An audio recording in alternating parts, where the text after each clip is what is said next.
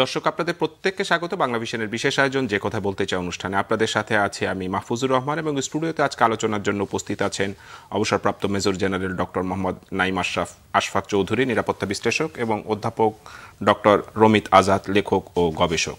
দর্শক আপনারা জানেন যে পার্বত্য চট্টগ্রাম ইস্যু নিয়ে নানান সময় আলোচনা হয়ে থাকে। আজকে আমরা এই বিষয়টা নিয়ে আলোচনা করব, পার্বত্য চট্টগ্রামের শান্তি চুক্তি, সেখানের সম্প্রীতি, উন্নয়ন, এই সার্বিক বিষয় নিয়ে আলোচনা করব। আলোচনা শুরুতেই আমি একটু যেতে চাই ডক্টর মোহাম্মদ নাঈম আশফাক চৌধুরী আপনার কাছে, যে আপনি জানেন ভৌগোলিকভাবে পার্বত্য চট্টগ্রামের আলাদা একটা গুরুত্ব রয়েছে। বাংলাদেশ, ভারত, মিয়ানমার, এখানে খুব স্ট্র্যাটেজিক্যালি একটা গুরুত্বপূর্ণ একটা পয়েন্ট। তো আপনার কাছে আমি জানতে চাই যে এখানে আসলে বাংলাদেশ কৌশলগত কি পরিকল্পনা নিচ্ছে এবং যেই পরিকল্পনা নিয়ে বাংলাদেশ এগোচ্ছে সেটাকে আপনার যথার্থ মনে করেন কিনা ভৌগোলিক অবস্থানের দিক থেকে। জি, অনেক ধন্যবাদ। বাংলাদেশের যে কোনো অংশই ভূ রাজনৈতিক প্রেক্ষাপট থেকে গুরুত্বপূর্ণ, এর মধ্যে কোনো সন্দেহ নাই। পার্বত্য চট্টগ্রাম আরেকটু বিশেষ গুরুত্ব বহন করে এই কারণে, বিকজ আমাদের যে দুইটি প্রতিবেশী দেশ আছে, এই দুইটি প্রতিবেশী দেশের সাথেই কানেক্টেড হলো, সংযোগ হলো এই পার্বত্য চট্টগ্রামে। দুই নম্বর বিষয় হলো এইটার যে ভৌগোলিক এবং যে ভূমির যে গঠন, এই ভূমির গঠন অন্যান্য যে কোনো জায়গার থেকে আলাদা।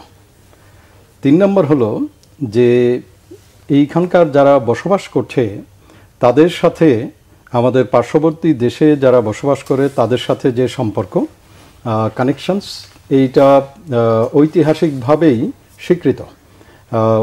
আমাদের ওই পারে ইন্ডিয়াতেও যারা বসবাস করছে একই জাতিগোষ্ঠীর লোকজন এখানেও বসবাস করছে, অ্যাট দ্য সেম টাইম মিয়ানমারেও যারা বসবাস করছে তো সেই একই জাতিগোষ্ঠীর লোকজন চিরং পার্বত্য চট্টগ্রামে চলছে। তাছাড়াও আমাদের পার্শ্ববর্তী দেশ মিয়ানমারে চলমান বিগত সে 1947 থেকে 49 থেকে শুরু করে এই পর্যন্ত যতগুলো ঘটনা হয়েছে তার সাথে কোনো না কোনোভাবেই সম্পৃক্ত এই পার্বত্য চট্টগ্রাম এবং তা তৎসংলগ্ন এরিয়া। এটা ছাড়াও আরেকটা ভূ রাজনৈতিক একটা ইস্যু হলো যে চায়নার সাথে অন্যান্য ইউএস লেড যে ওয়েস্ট আছে তাদের যে এক ধরনের প্রতিযোগিতা ইন্দো প্যাসিফিক যে রিজিয়ন, ইন্দো প্যাসিফিক রিজিয়নে, এইটার সাথেও কিন্তু পার্বত্য চট্টগ্রাম ডাইরেক্টলি ইনডাইরেক্টলি সম্পৃক্ত।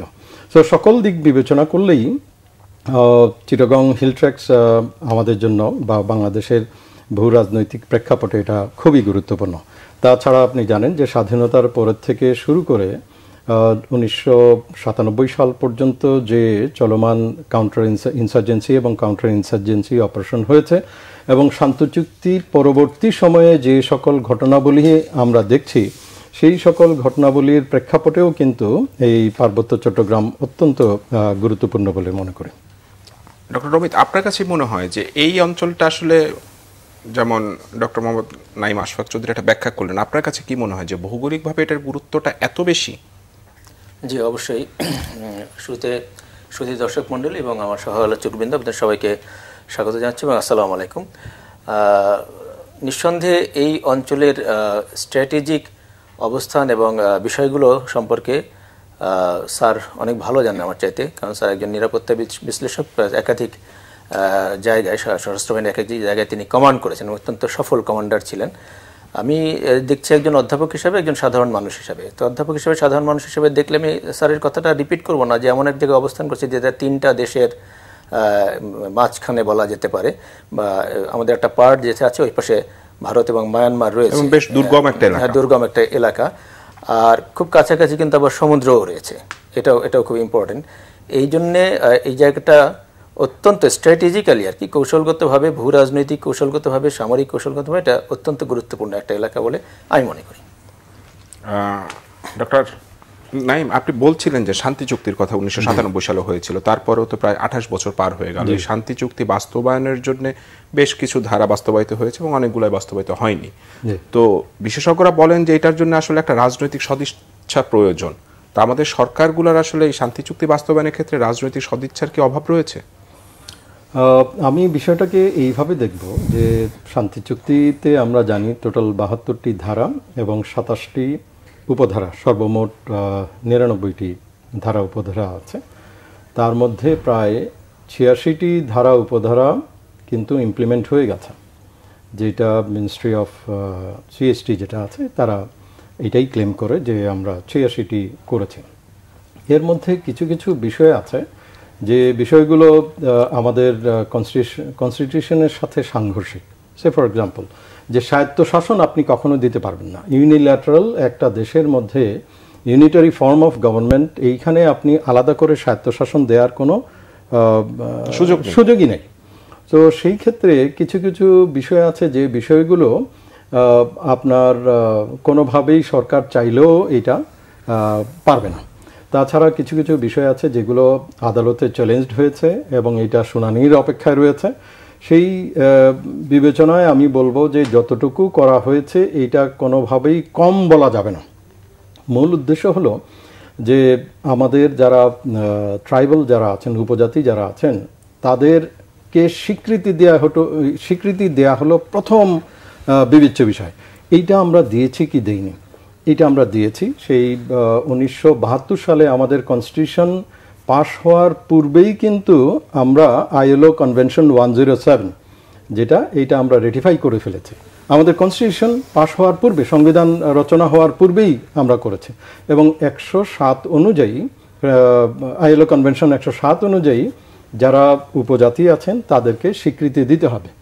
বাংলাদেশ সরকার শুরুর থেকে এই পর্যন্ত যতগুলো কাজ করেছেন তাতে করে কোনো অবস্থাতেই বলা যাবে না যে তাদের যে স্বীকৃতি যেটা আছে উপজাতি হিসেবে স্বীকৃতি, এই সকল স্বীকৃতি তারা দিয়েছেন। 2 নম্বর বিষয় হলো যে এইটা ভৌগোলিক কারণে এবং এইখানকার ভূমির যে গঠন, এই গঠনের কারণে খুব দুর্গম এলাকা, জঙ্গলাকীর্ণ এলাকা, সেইখানে তাদের যে কমিউনিকেশন যেটা আছে এবং বেসিক যে রিকোয়ারমেন্ট যেগুলো আছে অর্থাৎ শিক্ষা, স্বাস্থ্য, এইগুলো পৌঁছানো তাদের প্রয়োজন ছিল, যেটা স্বাধীনতার পরবর্তী সময় থেকে শুরু করে এই পর্যন্ত প্রচুর কাজ করা হয়েছে। যার কারণে এখন কিন্তু আপনি বিভিন্ন দুর্গম এলাকাতেও কিন্তু যেতে পারবেন। আমি আমার যদি একটা ব্যক্তিগত উদাহরণ বলি, 2011-12 সালে আমি তখন চিরংয়ে পোস্টিং। আমরা আমাদের সাউথ ইস্ট কর্নার যেটা আছে, এইটা পাঞ্ঝেরি লিকরি বলে কিছু জায়গা আছে, সেই জায়গাতে আমাদের যেতে কমপক্ষে 2 দিন সময় লাগতো। এখন রাস্তাঘাট হওয়াতে এইটা ম্যাক্সিমাম হাফ অ্যান আওয়ার প্রয়োজন হয়। একই রকমভাবে প্রত্যেকটা দুর্গম এলাকাতে যে রাস্তাঘাট কমিউনিকেশন যেটা আছে, এই কমিউনিকেশনের কারণে বহু কাজ যারা দুর্গম প্রান্তিক জনগোষ্ঠী আছে সেই কাজগুলো তারা করতে পারছে এবং তাদের দোরগোড়ায় সেই নাগরিক সুবিধা যেটা তাদের বেসিক রাইট তাদের পাওয়া উচিত, সেই কাজটাই কিন্তু সরকার করেছে। এখন যেই ধারাগুলো নিয়ে বললেন যে সবগুলো ধারা আসলে বাস্তবায়নযোগ্য নয়, ডক্টর অমিত, আপনি কি মনে করেন এই যে বাস্তবায়নযোগ্য নয় যেই ধারাগুলো, সেই ধারাগুলো নিয়ে এখন নতুন করে আবার আলাপ আলোচনাটা শুরু করা উচিত? কারণ যেটা আমি বাস্তবায়ন করতে পারবো না, সমস্যার সমাধান হচ্ছে না, সেই ধারাগুলো আসলে রাখার অর্থটা কি বহন করে? আসলে সব কিছুই সময়ের প্রয়োজনে, তো সেই সময়ের প্রয়োজনে ওই ধারাগুলো ইনক্লুড করতে হয়েছিল, এক টেবিলে বসানোর জন্য, শান্তি চুক্তি করার জন্য, ইত্যাদি ইত্যাদি। তারপর আমরা যেটা বলি অধ্যাপক হিসেবে, development is a continuous process, অর্থাৎ সময়ের সাথে সাথে সব কিছুই পরিবর্তিত হবে। ঠিক আছে, একই নদীতে দুবার অবগাহন করা যায় না, এটা হেরাক্লিটাসের কথা, দার্শনিক হেরাক্লিটাসের কথা। তাহলে সব কিছুই চলমান, সব কিছুই পরিবর্তনশীল। এবং আমরা 20 শতাব্দী থেকে এখন 21 শতাব্দীরও অর্ধেক একটা কোয়ার্টার পার করে ফেলেছি প্রায়, আর কি এখন 25 সাল চলছে। তো সুতরাং নিঃসন্দেহে সময়ের দাবি অনুযায়ী, যুগের দাবি অনুযায়ী, বৈশ্বিক প্রেক্ষাপট অনুযায়ী এই ধারাগুলো নতুন করে সংস্কার করে নতুন করে উপস্থাপন করা এবং প্রয়োগ করার প্রয়োজন আছে। তাই সেটা কি আপনার মনে হয় যে সরকার সেই পথে হাঁটছে এখন? আমাদের বর্তমান সরকার হচ্ছেন ইন্টারিম গভর্নমেন্ট, অন্তর্বর্তীকালীন সরকার। ঠিক আছে, এর মানে কি, পূর্ববর্তী সরকার এবং পরবর্তী সরকারের মধ্যবর্তী একটা সরকার। ওনাদের মূল কাজ কিন্তু সুষ্ঠু, সঠিক ও নিরপেক্ষ নির্বাচন ব্যবস্থা কন্ডাক্ট করে জনগণের সরকার, জনগণ যাকে চাইবে, জনগণের নির্বাচিত সরকারের হাতে ক্ষমতা তুলে দেওয়া, এটাই মেইন কাজ। এখন চলার পথে যেহেতু ওনারা আছেন, কয়েক মাস পার হয়ে গেছে, কিছু কিছু সমস্যা তো ওনারা উত্তরাধিকার সূত্রে পেলে সেই সমস্যাগুলো নিয়ে ওনারা এখন যতটুকু ভাবতে পারেন, যতটুকু কাজ করতে পারেন করবেন। আমি মনে করি সরকারের সদিচ্ছার কোনো অভাব নেই।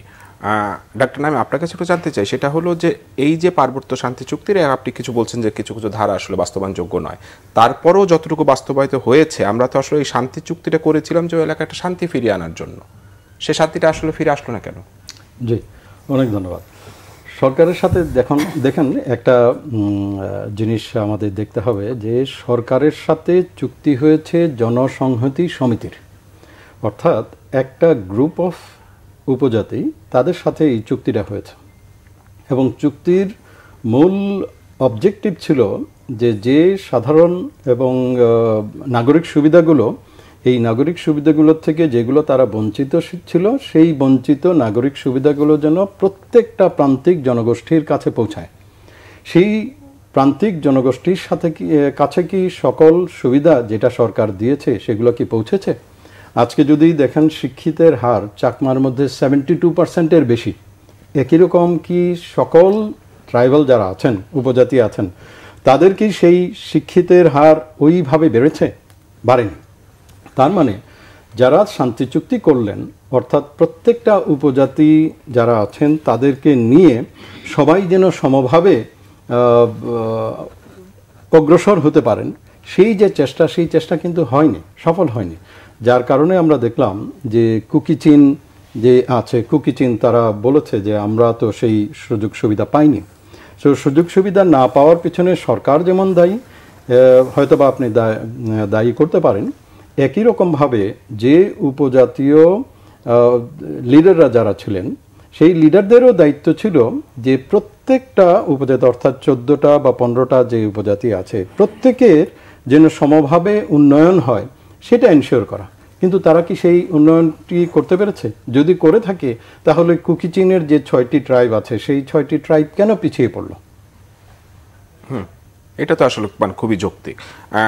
ডক্টর অমিত, এই যে বর্তমান সরকার, আপনি একটু আগে বলছিলেন যে বর্তমান সরকারের আসলে সদিচ্ছার কোনো অভাব নেই। বর্তমান সরকারের একটা বড় ম্যান্ডেট ছিল যে সব জনগণই আসলে চেয়েছে যে একটা বৈষম্যহীন সমাজ। তো আমরা কিন্তু সকল ক্ষেত্রে বৈষম্যহীন একটা সমাজ ব্যবস্থা দেখতে চাই। তো পাহাড়ের যারা বা উপজাতি যারা রয়েছে তারা বলছে যে আসলে তারা এখনও বৈষম্যের শিকার। এবং কিছুদিন আগে আপনারা দেখলেন যে পাহাড়ের শিক্ষার্থীরা একটা আন্দোলন করলো এবং সেখানে বেশ সংঘর্ষের মতো ঘটলো। তো এই যে ছোট ছোট ঘটনাগুলো, এগুলোকে আসলে টার্গেটেড করে ঘটানো হয়, এইটার কারণটা কি? না, নিঃসন্দেহে বর্তমান সরকার বৈষম্য বিরোধী সরকার এবং বৈষম্য দূর করায় তাদের সদিচ্ছার অভাব নেই। তবে এটা তার ওভারনাইট হবে না, সময় লাগবে। আর সংঘর্ষের যে বিষয়টা বলছেন, এখন আসলে দেশ খুব জটিল সময় পার করছে, ঠিক আছে? একটা ক্রান্তিকালে আছে। একদিকে বিপ্লব হয়েছে, আপনি জানেন বিপ্লবের পরে প্রতি বিপ্লব আসে।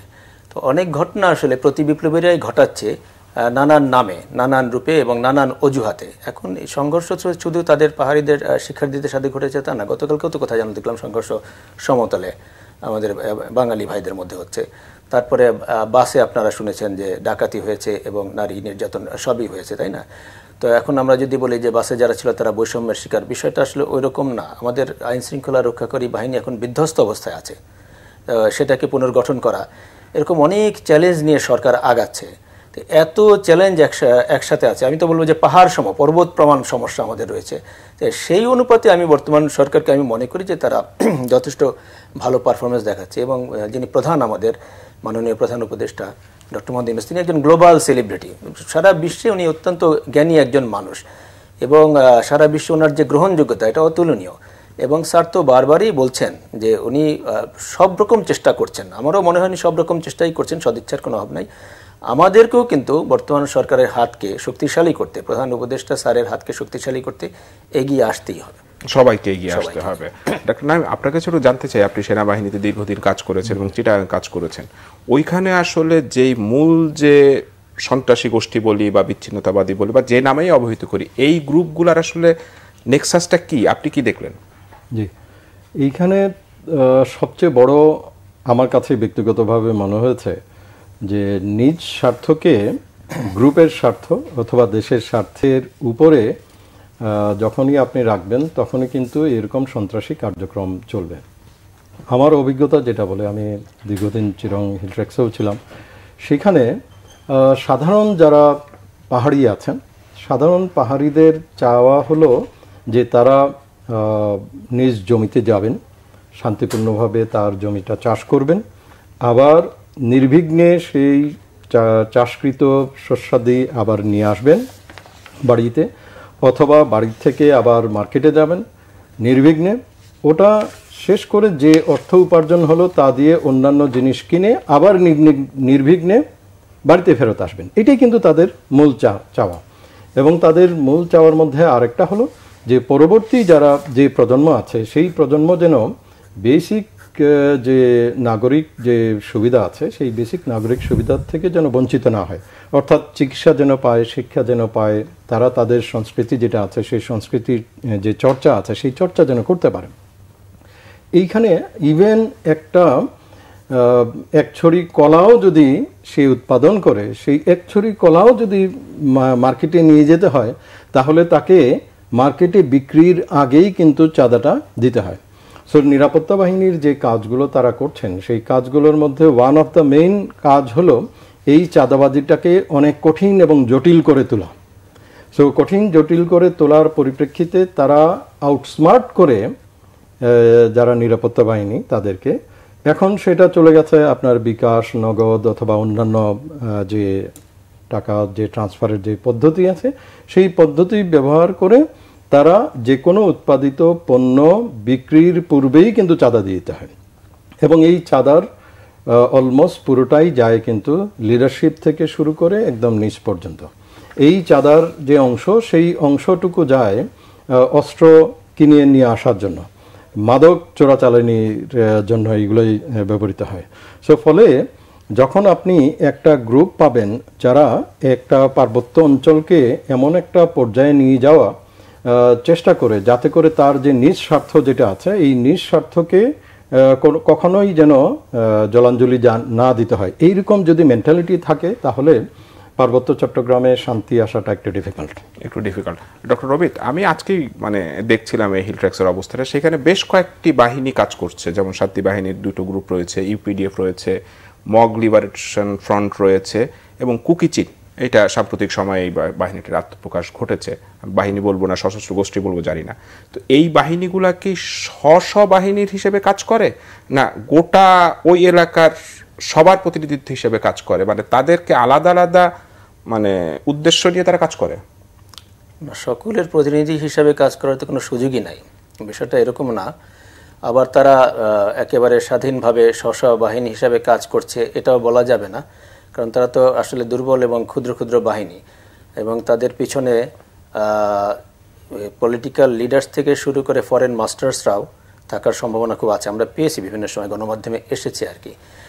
আর যে কোনো দেশে এই ধরনের ফরমেশন, স্যার হয়তো ভালো বলতে পারবেন, যে কোনো দেশে এই ধরনের যে ইললিগাল অবৈধ অস্ত্রধারী ফরমেশন, ঠিক আছে, এর পিছনে আসলে একাধিক মোটিভ থাকে, একাধিক গার্ডিয়ান থাকে এবং উদ্দেশ্য কিন্তু এক এক সময় এক এক রকম হয়। আমরা দেখছি যে সশস্ত্র হামলা হয়েছে, সশস্ত্র আক্রমণ হয়েছে, উদ্দেশ্যটা যে কি ঠিক সেটা কিন্তু সবসময় একই উদ্দেশ্য না। এমন ঘটনাও আছে যে স্থানীয় পলিটিক্যাল লিডাররা তাদেরকে দিয়ে একটা গোলযোগ ঘটিয়েছে কোনো একটা বিষয় থেকে দৃষ্টি ঘুরিয়ে ফেলার জন্য, এরকমও কিন্তু আছে। তো পুরো বিষয়টাই আসলে অত্যন্ত জটিল আর কি। তো জটিল। ডক্টর নাইম, আমি একটা পরিসংখ্যান আপনাকে একটু তুলে ধরি, সেটা হলো যে শান্তি চুক্তি হওয়ার আগে এখানে নিহত হওয়া, খুন হওয়া বা অপহরণ শিকার প্রচুর হয়েছেন। সেই সংখ্যাটা আমি যদি আপনাকে একটু বলি যে শান্তি চুক্তি হওয়ার আগে ৮,০০০-এর বেশি মানুষ নিখোঁজের শিকার হয়েছেন, নিহত হয়েছেন ১,০০০-এর বেশি, এবং শান্তি চুক্তি হওয়ার পরেও কিন্তু ১,০০০-এর উপরে মানুষ সেখানে নিহত হয়েছেন শান্তি চুক্তি হওয়ার পরে। তো সেখানে তো আমাদের সেনাবাহিনী কাজ করছে এবং সেনাবাহিনী কাজ করার ফলে হয়তো এই সংখ্যাটা অনেক কম। এইটা একেবারে জিরোতে আনা নামিয়ে আনার কোনো সুযোগ কি রয়েছে কিনা? জি, অবশ্যই আছে। যেমন কমপ্লিটলি জিরো হয়তো হবে না, কারণ আপনি যদি প্লেন ল্যান্ডের সমতল ভূমি যদি বলেন সেখানে কি খুন খারাপি হচ্ছে না? সেখানেও হচ্ছে। সো বাংলাদেশের যে গড় যে আইন শৃঙ্খলার যে ঘটনাচক্র যেগুলো আছে আমরা দেখছি, তার সাথে সামঞ্জস্যপূর্ণ হয়তো বা নিয়ে আসা সম্ভব। কখন হবে? যখন আপনার নিরাপত্তা বাহিনীর লোকজন প্রতিটি প্রত্যন্ত অঞ্চলে যেভাবে সমতল ভূমিতে যেতে পারছে একই রকমভাবে সেই রকম যদি যেতে পারে তখন এটা সম্ভব।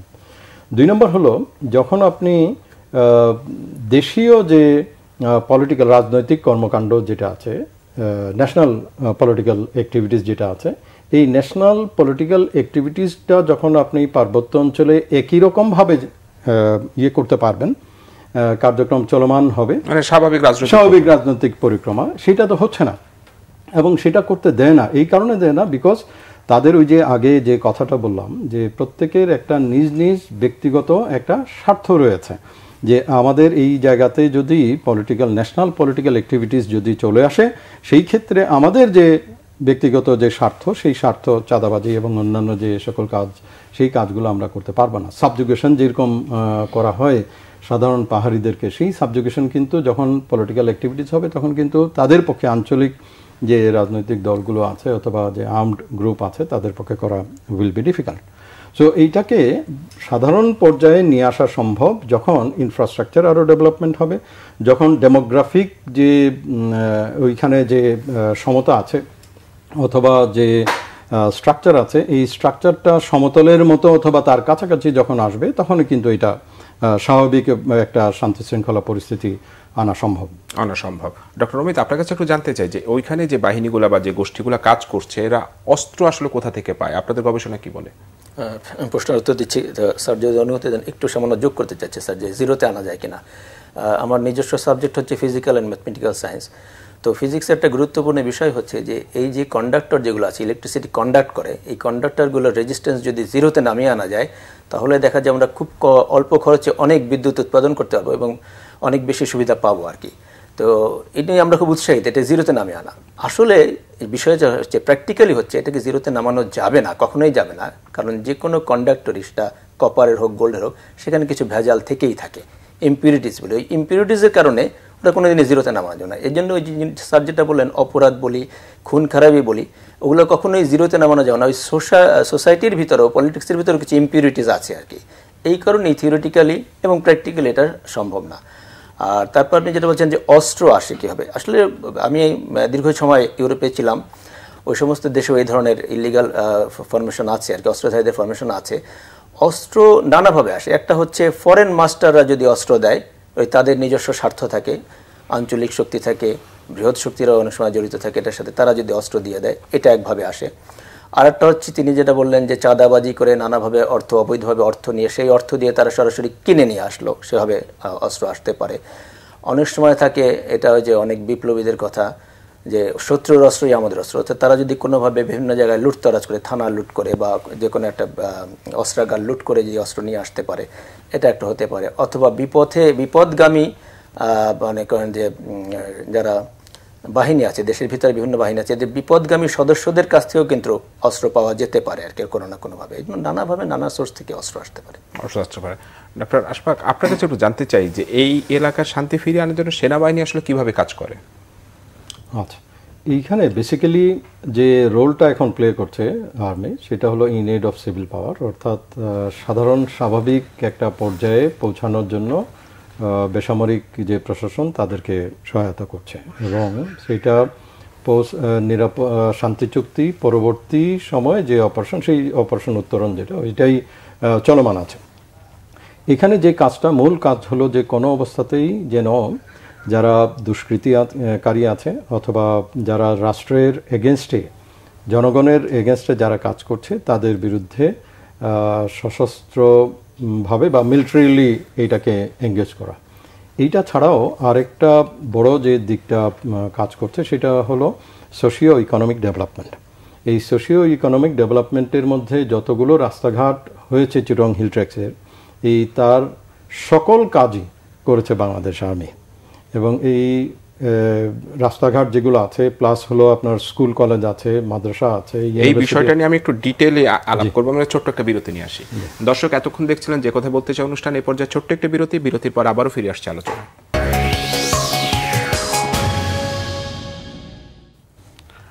দর্শক, বিরতির পরে আপনাদেরকে আবারও স্বাগত যে কথা বলতে চাই অনুষ্ঠানে। বিরতির আগে আপনারা আলোচনা শুনছিলেন অবসরপ্রাপ্ত major general doctor Mohammad Naim Ashfaq Chowdhury, নিরাপত্তা বিশ্লেষক, এবং অধ্যাপক ডক্টর রমিত আজাদ, লেখক ও গবেষক। ডক্টর নাইম, বিরতির আগে আপনি আলোচনা করছিলেন যে হিল ট্র্যাক্সে আসলে সেনাবাহিনী কি কাজ করছে এবং সেখানে শান্তি ফিরিয়ে আনার জন্য কি বিশেষ পদক্ষেপ তারা নিচ্ছে, এই বিষয়টা একটু বলছিলেন। জি, আমি ফিরে যাই ইনসার্জেন্সি অপারেশনের যে যুগ ছিল সেই জায়গাতে।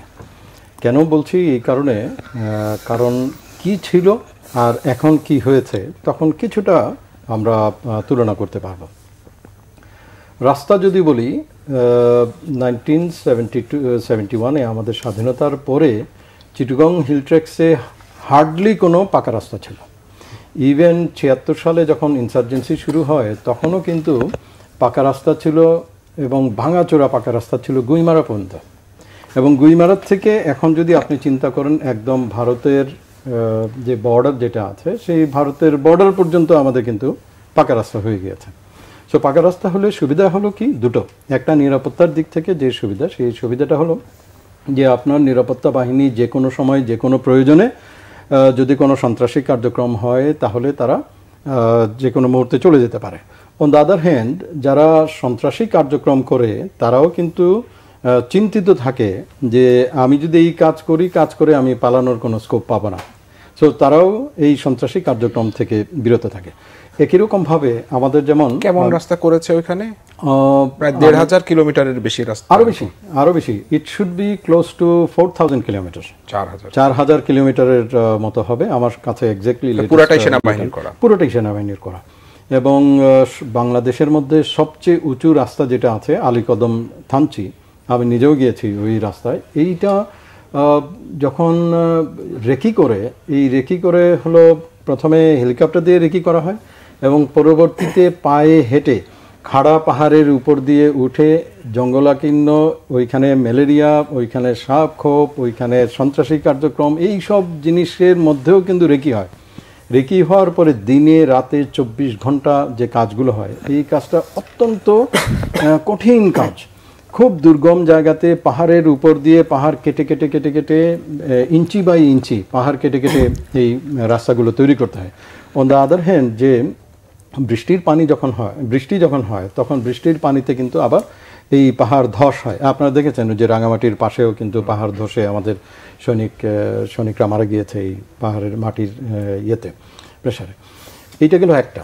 আমি নিজে যখন জোন কমান্ডার ছিলাম তখনও কিন্তু যে স্কুল যেগুলো ছিল সেই স্কুলগুলোতে বই দেওয়া, টিচারের বেতন দেওয়া থেকে শুরু করে অনেক যারা পাহাড়ি ছাত্রছাত্রী ছিল তারা বেতন দিতে পারতো না, তাদেরকে স্পন্সর করা, ভালো টিচার নিয়ে আসা, এই কাজগুলোও করেছে। নাম্বার অফ স্কুলস হয়েছে অনেক বেশি। সংখ্যাটা আই ডোন্ট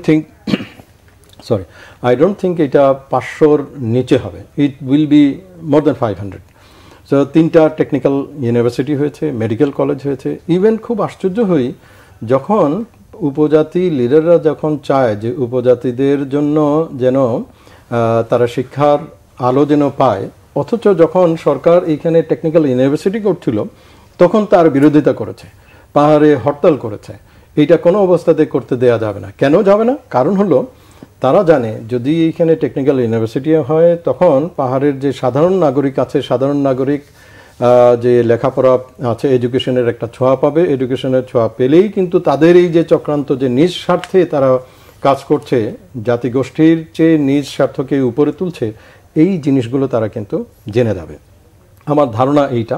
প্লাস হলো যে ন্যাশনাল পলিটিক্যাল যে অ্যাক্টিভিটিস আছে, এই ন্যাশনাল পলিটিক্যাল অ্যাক্টিভিটিস তখন পাহাড়ের ভেতরে চলে যাবে। এইটা তারা কখনো চায় না। তারা চায় আঞ্চলিক যে কার্যক্রম, পলিটিক্যাল কার্যক্রম, এইটাই যেন চলমান থাকে এবং সেই কার্যক্রমের মাধ্যমে তারা যে আধিপত্য বিস্তার করছে, সন্ত্রাসী কার্যক্রম করছে, এই কার্যক্রমটা যেন চলমান থাকে এবং নিজ স্বার্থ যেন তারা। এবং স্বাস্থ্য খাতেও তো বেশ ভালো কাজ করছে। আমরা বিভিন্ন সময় আমরা সেনাবাহিনীকে তো দেখি যে স্বাস্থ্য ক্যাম্প করা, কম্বল বিতরণ করা বা বিশেষ পরিস্থিতিতে বিশেষ ভূমিকা তারা নিচ্ছে। জি, এইটা এমন কোনো ব্যাটালিয়ন নাই, এমন কোনো জোন নাই যারা নিজেরা তাদেরকে যে সামান্য অর্থ যেটা দেয়া হয় সেই অর্থের একটা উল্লেখযোগ্য পরিমাণ কিন্তু তারা এই স্বাস্থ্য খাতে ব্যয় করে।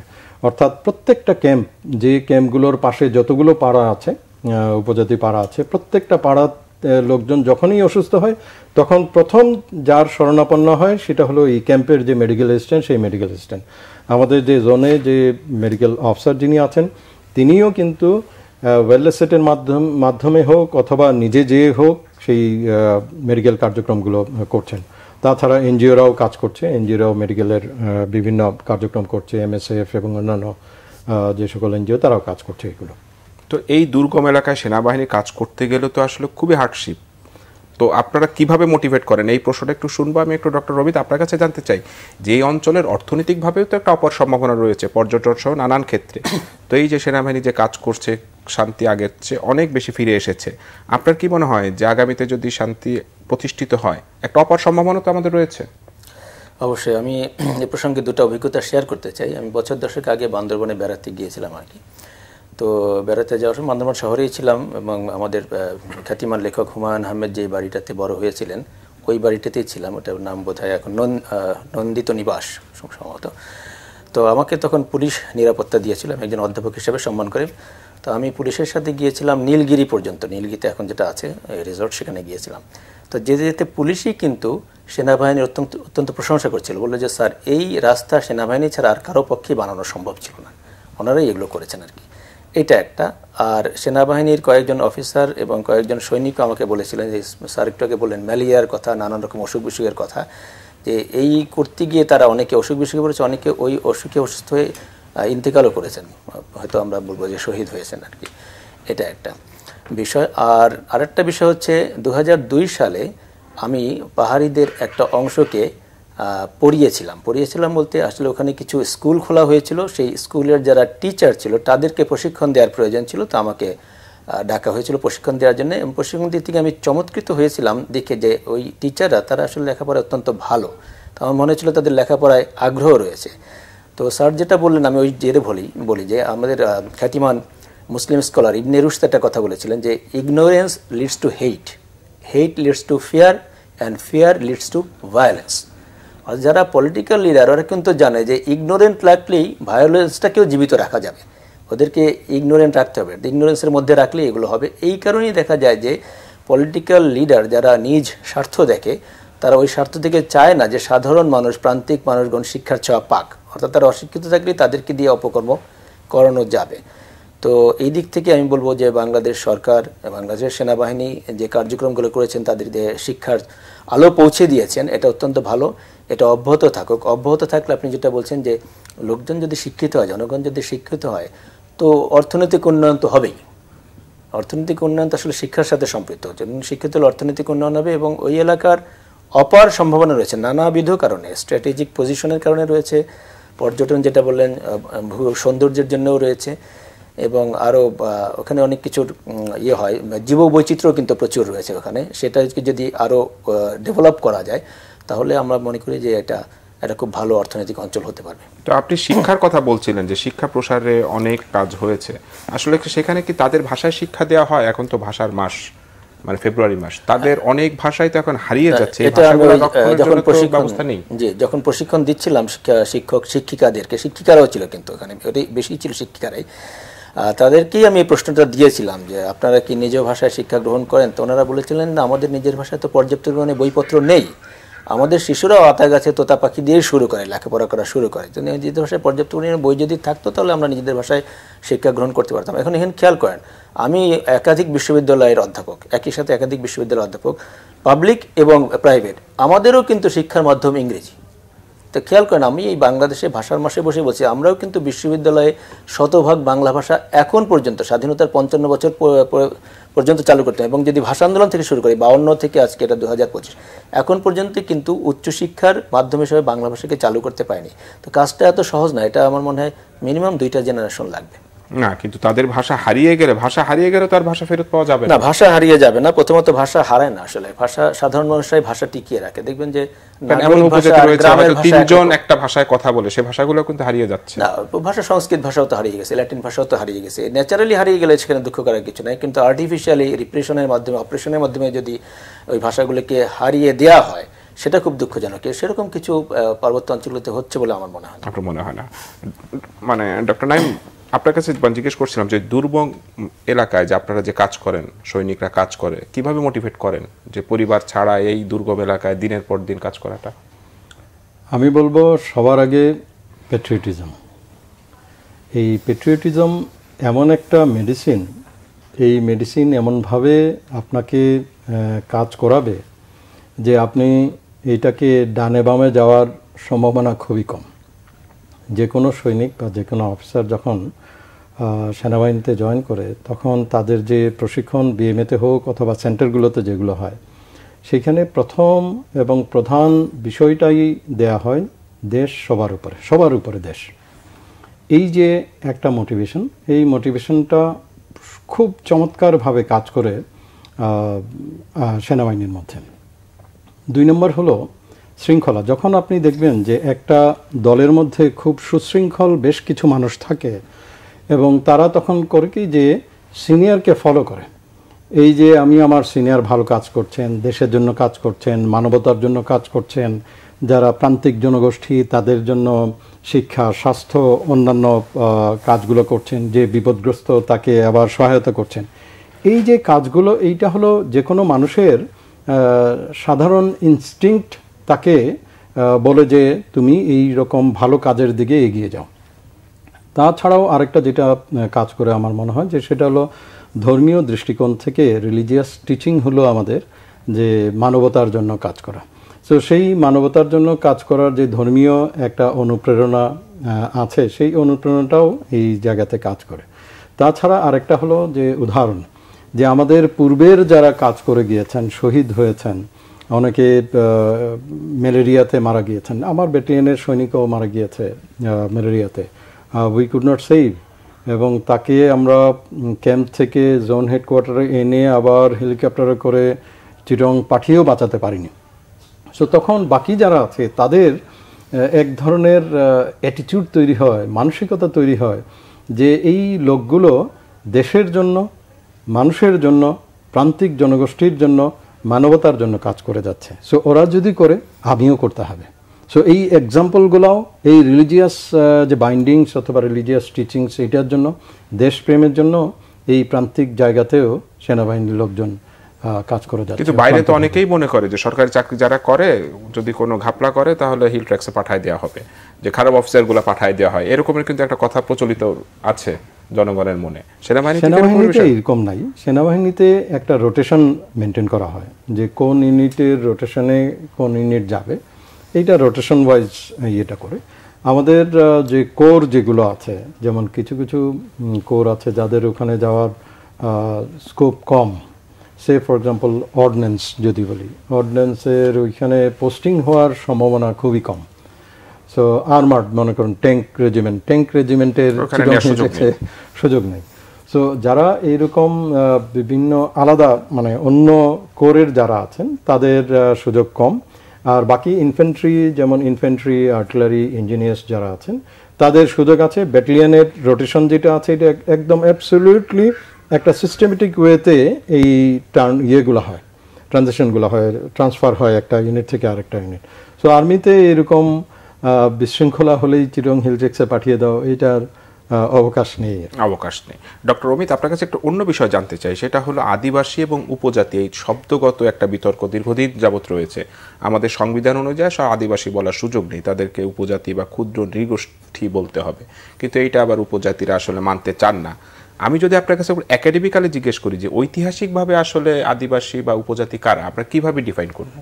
এখানে যে আমার কাছে আছে 1997 পার্বত্য চট্টগ্রাম চুক্তির সব ধারাসমূহ, এখানে একাধিক জায়গায় স্পষ্টভাবে উপজাতি কথাটা লেখা আছে এবং তারা সেখানে স্বাক্ষর করেছে। এটা একটা সেটেলড ইস্যু, এটাকে আবার তুলে আনার কি প্রয়োজন? এটা উস্কানিমূলক ছাড়া আর কিছুই না। তারা উপজাতি, তারা নিজেরাও স্বীকার করে নিয়েছে তারা উপজাতি। আদিবাসী শব্দটা যদি শাব্দিক অর্থ দেখি, আদি থেকে যারা বসবাস করছে কোনো অঞ্চলে, তো আমাদের এই বাংলায় আমরা বাঙালিরা তো মিনিমাম 10,000 বছরের পুরাতন এখানে প্রাচীন, তাহলে আদিবাসী কারা? আমরা। পার্বত্য চট্টগ্রাম অঞ্চলে কারা আগে গিয়েছে এই প্রশ্ন যদি করেন, তারা কখনো বলছে তারা 200 বছর আগে, কখনো বলছে 400 বছর আগে। রাঙামাটির কাছাকাছি একটা বাড়ি আছে হাজি বাড়ি, সেখানে তারা 500 বছর ধরে আছে। তারপরে স্যার আলী কদমের নাম যা বলেছেন, বাঙ্গাল হালিয়ার নাম বলেছেন, এই সমস্ত জায়গায় বাঙালিরা অনেক আগেই গিয়েছেন। নামই তো বাঙ্গাল হালিয়া, ওই হাল চাষ করতে বাঙালিরা সেখান থেকে। তাছাড়া দুর্গম বনাঞ্চলে তো গিয়ে আর স্থায়ীভাবে বসবাস করে না মানুষ, যায় নানা কাজে যায়। বাঙালিরা ওই নদী পথে যেত, বনাঞ্চলে ছন কাটতো, কাঠ কাটতো, কয়েকদিন থাকতো, এগুলো চলে আসতেছে শত শত বছর ধরেই চলে আসতেছে। তাহলে কারা ওখানে আদিতে গিয়েছিল? আদিতে ওখানে বাঙালিরা গিয়েছিল। পরবর্তীতে ওই যে আশেপাশের স্যার যেগুলো বলেন, আশেপাশের দেশগুলো থেকে নানা কারণে, যেমন বার্মা একসময় রিপ্রেশন হয়েছিল, খুব সম্ভবত বোধপায়া নামের এক রাজার, অনেকে পালিয়ে সেখানে চলে এসেছিল। এখন একটা জাতি থেকে বিচ্ছিন্ন হয়ে যদি এসে কোথাও গিয়ে সেটেল করে, জাতির উপজাতি এভাবে একটা বলা যেতে পারে আর কি। এছাড়া ধরেন আর যদি হয় না কোনো জাতির তারা শাখা না, কোনো জাতির অংশ না, তারা নিজেরাই কিন্তু খুব ক্ষুদ্র, সেক্ষেত্রে ক্ষুদ্র নৃগোষ্ঠী। কিন্তু আদিবাসী কথাটা বলে উস্কে দেওয়ার কোনো দরকার নেই। কোনো দরকার নেই। ডক্টর নাইম, আপনার কাছে জানতে চাই যে সেটা হলো আপনি বিরতির আগে আলোচনা করছিলেন যে কোনো সশস্ত্র গোষ্ঠীগুলো নিয়ে, এই সশস্ত্র গোষ্ঠীগুলোকে আমাদের পার্শ্ববর্তী দেশ থেকে পেট্রোনাইজ করা হয় কোনো কারণে? জি, আমি তাই মনে করি। আগের যারা ছিল, যখন শান্তি বাহিনী যখন ছিল, তাদেরকে প্রশিক্ষণ দেওয়ার থেকে শুরু করে, অস্ত্র দেওয়ার থেকে শুরু করে, তাদের স্যাংচুয়ারি সকল কার্যক্রমই আমাদের পার্শ্ববর্তী দেশ থেকে করা হতো নিশ্চিত। এইটা ছাড়া বর্তমানে এখনও তাদের সেই রকম কানেকশনসগুলো আছে। ওই যে আমি একটু আগে বলছিলাম, ডেমোগ্রাফিক যে স্ট্রাকচার যেটা আছে পার্বত্য চট্টগ্রামে যেটা আছে, একই রকম ডেমোগ্রাফিক লোকজন কিন্তু ওই পারও রয়ে গেছে। সো পার্শ্ববর্তী দেশ থেকে এই অস্ত্রের চালানগুলো আসার সম্ভাবনা আমি কখনোই উড়িয়ে দেব না। এটা ছাড়া আপনি আরও জানেন যে মিয়ানমারে যে ইনসিডেন্ট যেগুলো হচ্ছে, যে ঘটনা চক্র যেগুলো হচ্ছে, সেখানে আরাকান আর্মি আরাকান পুরোটাই দখল করে নিয়েছে এবং এই আরাকান আর্মির কাছে তাতমাদাওয়ের অনেক অস্ত্র তারা কিন্তু ফেলে তাতমাদাও চলে গিয়েছে। এই অস্ত্রগুলো কিন্তু আনঅ্যাকাউন্টেবল। এই আনঅ্যাকাউন্টেবল অস্ত্রগুলো আমাদের জন্য খুবই ডেঞ্জারাস। তাদের দরকার অর্থ, আর এই যে বিচ্ছিন্নতাবাদী যে গোষ্ঠী আছে, জেএসএস পিডিএফ, তাদের দরকার হলো অস্ত্র। সো এরা অর্থ দিয়ে, এই যে চাঁদাবাজির যে অর্থ, এই অর্থ দিয়েই ওই অস্ত্রগুলো কিনছে বলে অনেক সূত্র তাই বলছে। তো আমার সময় একেবারেই শেষ। আপনাদের দুজনকে অসংখ্য ধন্যবাদ। দর্শক, এতক্ষণ দেখছিলেন যে কথা বলতে চাই অনুষ্ঠান। আজকের মতো এখানেই বিদায় নিচ্ছি। সবাইকে ধন্যবাদ।